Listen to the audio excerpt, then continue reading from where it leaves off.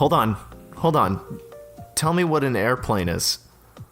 It's like a metal bird that eats you for a bit, and it lets you live in its stomach, and then it flies somewhere because its offspring have been kidnapped and put into the destination, so it has to fly there to get them. So it's kind of like an imaginary whip, you know? It's like there are imaginary people riding the plane and whipping it, except they're using its eggs as the whip.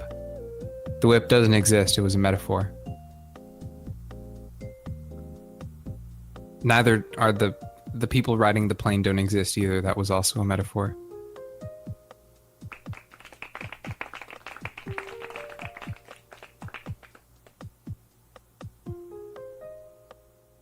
What?